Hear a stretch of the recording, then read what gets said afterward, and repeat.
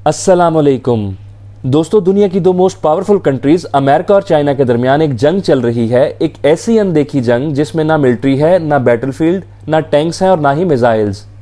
इस वॉर को government offices और कंपनी बोर्ड रूम्स में बैठकर ट्रेड रूल्स और ट्रेड एग्रीमेंट्स के जरिए कंट्रोल किया जा रहा है, जिसका मकसद दुनिया की सबसे कीमती और अहम टेक्नोलॉजी पर सबकत ले जाना है। इस टेक्नोलॉजी को दुनिया माइक्रोचिप्स या सेमीकंडक्टर्स के नाम से जानती है। आज की ये मॉडर्न दुनिया और टेक्नोलॉजी से जुड़ा इंसान का मुस्तकबिल मेटल्स के इंतहाई छोटे ज़रात से बनी इसी मैजिकल चिप पर डिपेंडेंट है।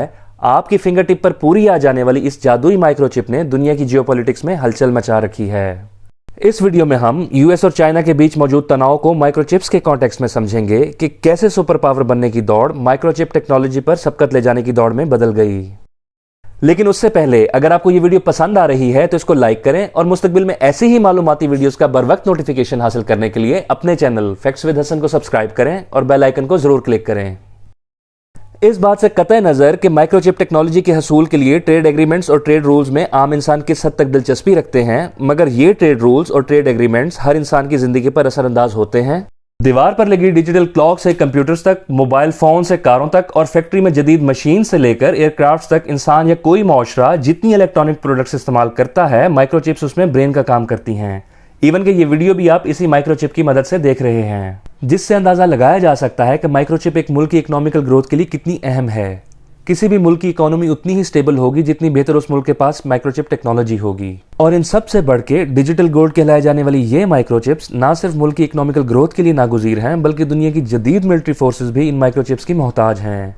आपके सारे मिलिट्री हथियार जैसे कि रडार्स, मिसाइल्स, जेट्स, हर चीज इन्हीं चिप्स पर डिपेंडेंट है। जितनी ज्यादा टेक्निकली एडवांस्ड माइक्रोचिप्स, उतने ज्यादा खतरनाक और पावरफुल मिलिट्री वेपन्स।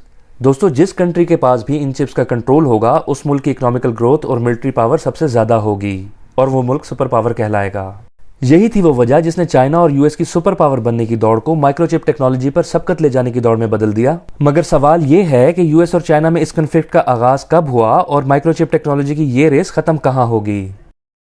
दोस्तों, 1950s में कंप्यूटर दुनिया की अहम तरीन इजाद के तौर पर सामने आए और अमेरिका में इनकी धूम थी। इतनी लंबी लंबी तारों वाले ये कंप्यूटर कॉम्प्लेक्स प्रॉब्लम सॉल्व कर रहे थे, मगर इंतहाई स्लो होने के साथ साथ ये इतने बड़े भी थे कि एक कंप्यूटर के लिए एक बड़ा कमरा चाहिए होता था।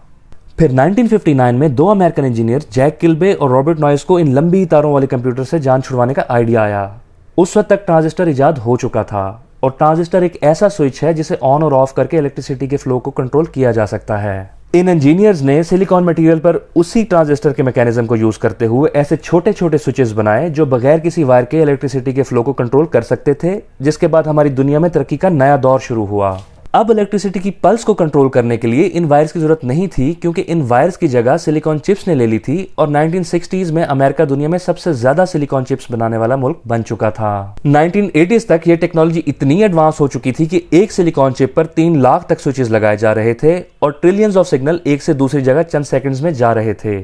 और इसके नतीजे में हर इलेक्ट्रॉनिक डिवाइस ज्यादा पावरफुल, ज्यादा स्मार्ट और ज्यादा छोटी होती जा रही थी। इस एक इन्वेंशन ने हमारी दुनिया को एनालॉग वर्ल्ड से डिजिटल वर्ल्ड में ट्रांसफॉर्म कर दिया।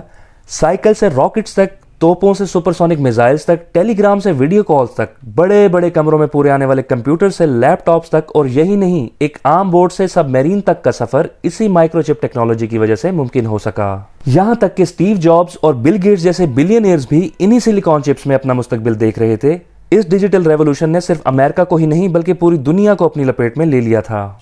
इस सारी सूरत हाल को एनालाइज करते हुए जापान भी इस रेस में कूदने के लिए पर तोल रहा था। जल्द ही उसने बहुत ही कम कीमत में हाई क्वालिटी चिप्स बनाकर अमेरिकन चिप इंडस्ट्री को टफ टाइम देना शुरू कर दिया। मगर अमेरिका के लिए यह बात काबिल कबूल नहीं थी कि माइक्रोचिप टेक्नोलॉजी, जिसने आने वाले वक्त में सुपर पावर का तयन करना है, कोई और उस टेक्नोलॉजी में अमेरिका से आगे निकले या उस टेक्नोलॉजी पर किसी और मुल्क का कंट्रोल हो। जापान की सबसे बड़ी दिक्कत यह थी कि 1980s में अमेरिका दुनिया की सबसे बड़ी माइक्रोचिप कंज्यूमर मार्केट थी और चाहते ना चाहते जापान ने अपनी सारी माइक्रोचिप्स अमेरिका को ही सप्लाई करना थी। लेकिन अमेरिका ने जापानीज चिप्स पर 100% टैक्स लगा दिया, जिससे जापानीज चिप कंपनी 6 माह में ही क्रैश कर गई।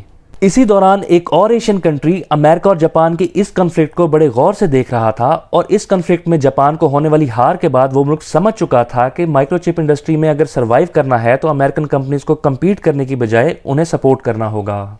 दोस्तों, उस मुल्क का नाम है ताइवान और ये वो वक्त था जब चाइना बहुत बड़ा इकोनॉमिक रेवोल्यूशन एक्सपीरियंस कर रहा था और आने वाले वक्त में ताइवान को चाइना में शामिल करना चाहता था। और दूसरी साइड पर ताइवानीज सिलिकॉन चिप इंडस्ट्री की सबसे बड़ी वीकनेस को जान चुके थे और वो इस वीकनेस को ताइवान के लिए अपॉर्चुनिटी के तौर पर देख रहे थे।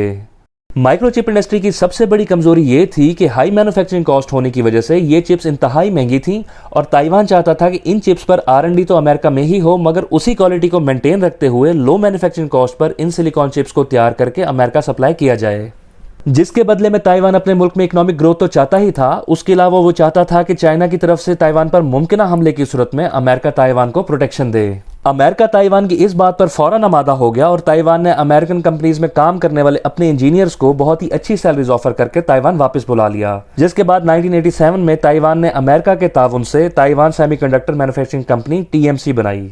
ये डील दोनों कंट्रीज के दरमियान विन विन सिचुएशन के तौर पर देखी गई। ताइवान में इन चिप्स की मैन्युफैक्चरिंग से जहां माइक्रोचिप्स की कीमत में 50% तक कमी आई और आज भी ताइवान अमेरिका के लिए हाईली सोफिस्टिकेटेड चिप्स बना रहा है, वहीं ताइवान भी हाईली डेवलप्ड नेशंस की लिस्ट में शामिल हो गया। इसके साथ साथ न सिर्फ उसकी मिलिट्री का शुमार दुनिया की एडवांस्ड मिलिट्रीज में होने लग गया, बल्कि वो एक ऐसी मिलिट्री बनाने में भी कामयाब रहा जिसे अमेरिका की तईद हासिल थी। वो सिचुएशन जिसे ताइवान अपॉर्चुनिटी के तौर पर देख रहा था, दुनिया उसे सिलिकॉन शील्ड के नाम से जानती है। स्टोरी में इंटरेस्टिंग मोड तब आया जब ईयर 2000 में चाइना अपने इकोनॉमिक रेवोल्यूशन के पीक पर था और उसे मजीद ग्रोथ के लिए बड़ी तादाद में माइक्रोचिप्स की जरूरत थी। दोस्तों 2010 तक चाइना ताइवान में मैन्युफैक्चर होने वाली 40% चिप्स खरीद रहा था। असल में जो चिप्स ताइवान बना रहा था उसका सॉफ्टवेयर अमेरिका में बन रहा था। अगर कहा जाए कि चाइना माइक्रोचिप्स के लिए अमेरिका पर डिपेंडेंट था तो गलत ना होगा, मगर जब चाइना को एहसास हुआ कि उसकी माइक्रोचिप्स की डिमांड मजीद बढ़ रही है तो उसने फैसला किया कि किसी भी तरह अमेरिका पर से इन चिप्स की डिपेंडेंस खत्म करनी है ताकि वो high tech missiles, jets, drones और रडार्स बना सके, क्योंकि अमेरिका को स्ट्रॉन्ग मिलिट्री के बगैर टक्कर देना नामुमकिन था। इसका चाइना ने बहुत ही स्मार्ट सोल्यूशन निकाला। दोस्तों पैसा तो सबकी जरूरत है, तो चाइना ने अमेरिकन कंपनीज को मिलियंस ऑफ डॉलर्स देकर माइक्रोचिप टेक्नोलॉजी खरीदना शुरू कर दी और इनकी मैन्युफैक्चरिंग ताइवान करके दे रहा था।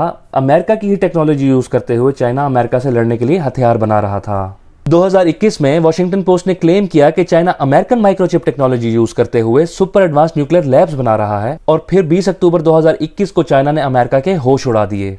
20 अक्टूबर 2021 को जब अमेरिकन जनरल सो के उठे तो उन्हें पता चला कि चाइना ने एक ऐसा मिसाइल बनाया है जो साउंड की स्पीड से 5 गुना तेज ट्रेवल करता है और वो न्यूक्लियर बॉम्ब्स कैरी करने की भी कैपेबिलिटी रखता है। यही नहीं बल्कि अमेरिका का कोई रडार उसे डिटेक्ट भी नहीं कर सकता। अमेरिकन इंटेलिजेंस को आइडिया ही नहीं था कि चाइना मिलिट्री टेक्नोलॉजी में इतना आगे निकल गया, वो भी अमेरिका की माइक्रोचिप टेक्नोलॉजी यूज करते हुए। ये वो टेक्नोलॉजी थी जिस पर अमेरिका पिछले 20 साल से काम कर रहा था, मगर चाइना ने उसे बड़े आराम से बीट कर दिया। अमेरिकन थिंक टैंक्स ने सर पकड़ लिए, उन्हें समझ ही नहीं आ रही थी कि चाइना ने हमारे साथ किया क्या है। 2022 में बाइडेन एडमिनिस्ट्रेशन ने चाइना पर स्ट्रिक्ट एक्सपोर्ट रिस्ट्रिक्शंस लगा दी। कोई अमेरिकन कंपनी चाइना को टेक्नोलॉजी रिलेटेड प्रोडक्ट एक्सपोर्ट नहीं कर सकती थी। इसका एक नुकसान तो चाइना को हुआ, मगर दूसरी तरफ अमेरिकन कंपनीज को बिलियंस ऑफ डॉलर का नुकसान हुआ। एनवीडिया अमेरिका की एक बहुत बड़ी माइक्रोचिप बनाने वाली कंपनी है जिसको सिर्फ 4 महीनों में $400 मिलियन का नुकसान हुआ, मगर अपनी सॉवरेनिटी को बचाने के लिए अमेरिका के पास कोई और चॉइस थी भी नहीं। ये माइक्रोचिप कोई आम चीज नहीं है, ये 21st सेंचुरी की सबसे पावरफुल चीज है। जैसे आज से 40 साल पहले जिसके पास ऑयल था उसी के पास पावर और पैसा था, बिल्कुल वही इंपॉर्टेंस आज माइक्रोचिप्स की है। अमेरिका ने तो अपनी चाल चल दी है, सवाल ये है कि अब चाइना का अगला कदम क्या होगा। मुझे खदशा है कि अगर ताइवान ने चाइना की माइक्रोचिप सप्लाई बंद की तो ये रशिया यूक्रेन की तरह एक नया फ्लैश पॉइंट बन सकता है।